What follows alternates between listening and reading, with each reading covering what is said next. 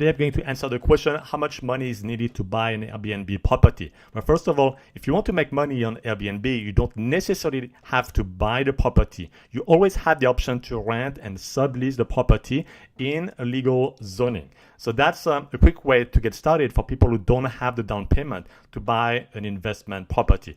Now, if you want to buy an Airbnb investment property, typically you would need to have between 20 to 40% down payment of the purchase price to acquire this property. And that will depend on the bank, on your finances, on the zoning, like any type of mortgages from a bank.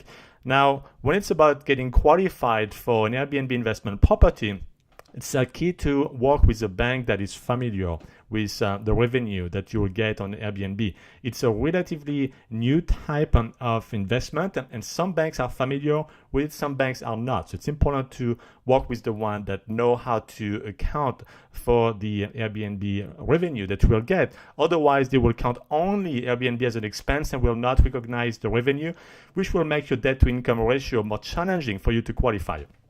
You need to account as well for the setup money, for the linens, some furniture, the towels, and so on. The guidance I have there is for a studio, you need about $3,000 to get going. For one bedroom, about $5,000. And for a two bedroom, about $7,000. So to summarize, the amount of money you need to get started for an Airbnb property you want to buy is between 20 to 40% down payment, plus the setup cost of the linen, furniture, towels, and so on, which is $3,000, $5,000 or $7,000 depending on the size of the property that you are buying.